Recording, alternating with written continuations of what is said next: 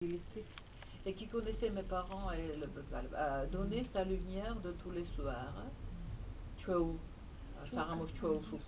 Est tombé dans les bras de maman, que les malheurs de Geneviève de Brabant me rendaient plus cher, tandis que les crimes de Golo me faisaient examiner ma propre conscience avec plus de scrupules.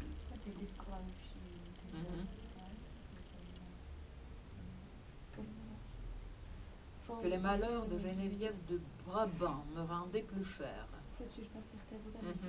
Tandis que le crime de Golo me faisait examiner ma propre conscience avec plus de scrupules.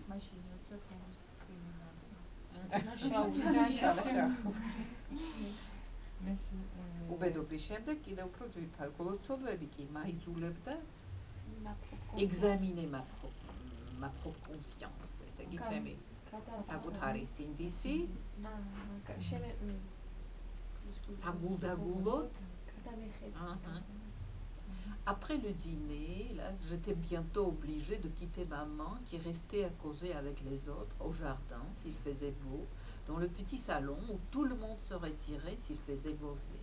Tout le monde sauf ma grand-mère qui trouvait que c'est une pitié de rester enfermée à la campagne et qui avait d'incessantes discussions avec mon père les jours de trop grande pluie parce qu'il m'envoyait lire dans ma chambre au lieu de rester dehors.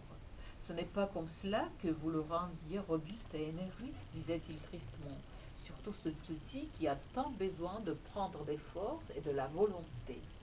Mon père haussait les épaules et il examinait le baromètre car il aimait la météorologie, pendant que ma mère, évitant de faire du bruit pour ne pas le troubler, le regardait avec un respect attendri, mais pas trop fixement pour ne pas chercher à percer le mystère de ses supériorités.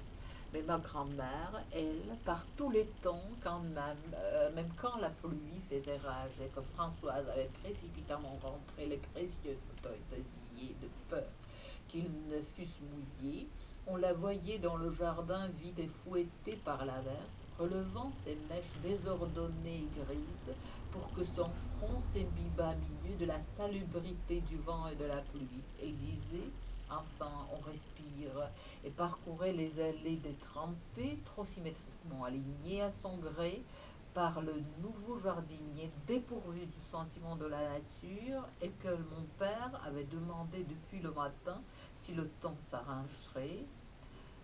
De son petit pas enthousiaste et saccadé, réglé sur le mouvement divin qui excitait dans son âme l'ivresse de l'orage, la puissance de l'Égidien, la stupidité de mon éducation et la symétrie des jardins, plutôt que sur le désir, inconnu d'elle, d'éviter à sa jupe brune les taches de boue sous lesquelles elle disparaissait jusqu'à une hauteur qui était toujours pour sa femme de chambre un désespoir et un problème.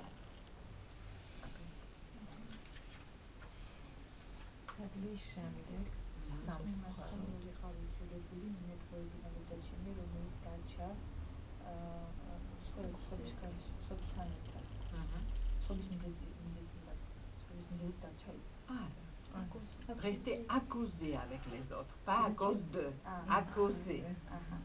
Ça au brutcadio, au jardin s'il faisait beau, dans le petit salon où tout le monde se retirait s'il faisait mauvais.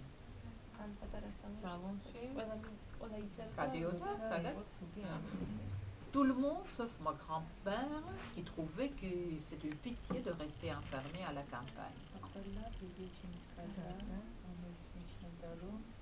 C'est une pitié de rester enfermé à la campagne.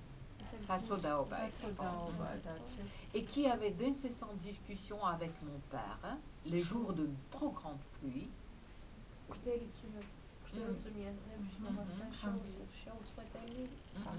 Parce qu'il m'envoyait lire dans ma chambre au lieu de rester dehors, ça vous comprenez. Bon. Ce n'est pas comme cela que vous le rendiez robuste et énergique, disait-elle tristement. Surtout ce petit qui a tant besoin de prendre des forces et de la volonté. Ce n'est pas comme cela que vous le rendiez robuste et énergique. Surtout ce petit qui a tant besoin de prendre des forces et de la volonté. რომელსაც ეს ჭირდება.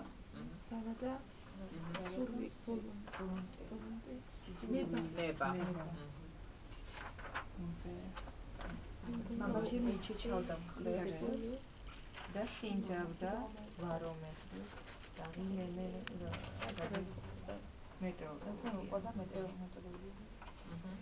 ამბანკე ხმაში როცა დედაშენი